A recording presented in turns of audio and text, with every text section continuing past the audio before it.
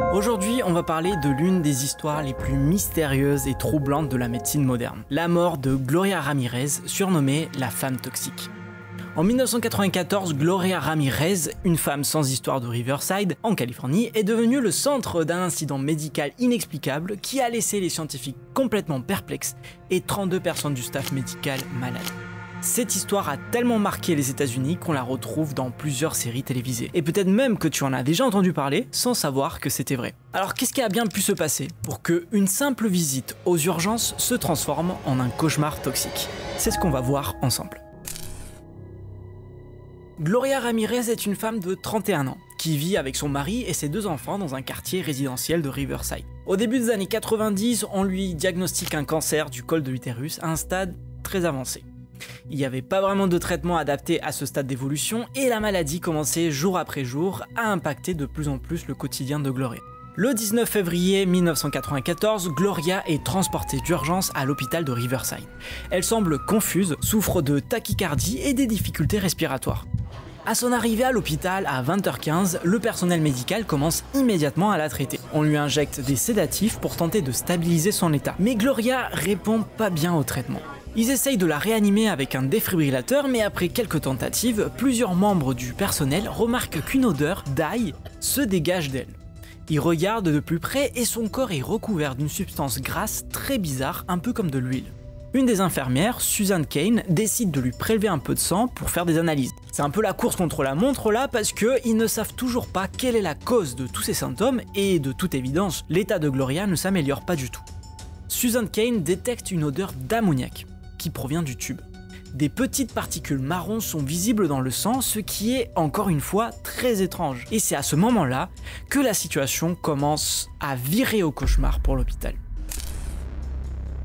Sans aucune raison apparente, Susan Cain s'évanouit. Elle est rapidement évacuée de la salle pour qu'on puisse s'occuper de son état. Julie Gorczynski, une interne de service aux urgences, prend le relais mais commence elle aussi à se sentir mal et s'évanouit à son tour. Puis c'est au tour de Maureen Welch, une autre infirmière, de s'évanouir. En tout, 23 membres du personnel médical sur 37 ont été impactés et 5 ont dû être hospitalisés, dont Julie qui a passé 2 semaines en soins intensifs. I asked the nurse to start an IV that about coincidentally at the same time I smelled, ammonia. To me it was ammonia. And I kind of made a comment that, that's really strong ammonia. And I kind of felt, like I was going to pass out then. So I moved around to the other side of the bed to get away from the fume. Les symptômes, c'était des maux de tête, des nausées, des spasmes musculaires, des difficultés respiratoires et une sensation de brûlure au niveau de la peau. L'intégralité du service des urgences est évacuée et les patients sont délocalisés au parking de l'hôpital. Seule une petite équipe de médecins reste avec Gloria pour essayer de la sauver. Et après 45 minutes de tentative de réanimation, Gloria Ramirez est déclarée morte à 20h50, officiellement en raison d'une insuffisance rénale liée à son cancer. Mais le mystère ne fait que commencer. Une équipe en combinaison de protection chimique de catégorie 3 est appelée pour examiner la salle d'urgence et mener l'enquête. Mais malgré une recherche approfondie, aucune substance toxique n'est trouvée. C'est l'incompréhension totale. Le corps de Gloria est mis en quarantaine pendant 1 semaine dans une boîte en métal pour éviter toute nouvelle contamination. L'État de Californie demande à que l'hôpital soit inspecté de fond en comble pour voir s'il n'y a pas eu une fuite de gaz ou de produits chimiques qui pourraient expliquer ce qui s'est passé. Et rien n'est trouvé. Une première théorie est quand même proposée pour expliquer l'incident. L'hystérie collective. Selon cette hypothèse, le stress intense et l'atmosphère assez tendue de la salle d'urgence auraient pu déclencher une réaction psychosomatique chez le personnel médical. L'idée est que les premiers symptômes observés chez certains membres du personnel auraient pu être amplifiés par la suggestion et l'anxiété, ce qui aurait conduit à un effet domino.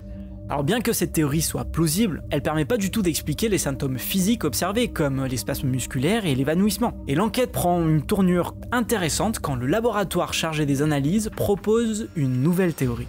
Selon eux, Gloria aurait pu utiliser une substance chez elle pour soulager la douleur de son cancer, le diméthylsulfoxide, aussi appelé DMSO. À l'époque, il y avait une croyance un peu infondée par le grand public que cette molécule pouvait agir comme un traitement alternatif contre le cancer. On l'utilisait sous forme de crème pour calmer les douleurs musculaires.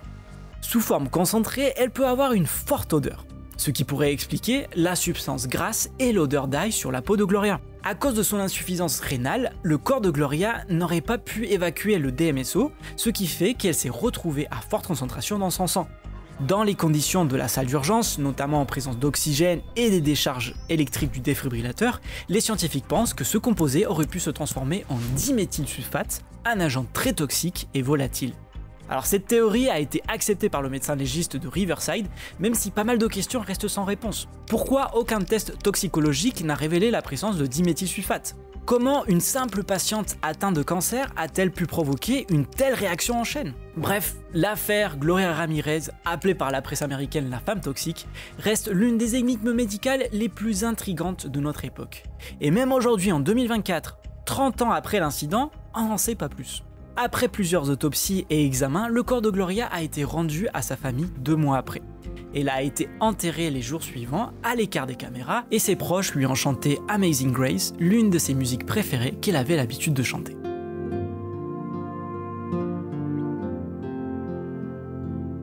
Ça te dit de regarder une autre vidéo? Celle-ci parle d'une personne qui a l'hydrophobie, la peur incontrôlée de l'eau. Sauf que ça pose un petit problème. Sans eau, on peut pas vivre, et lui, il est incapable d'en boire. Intriguant, non?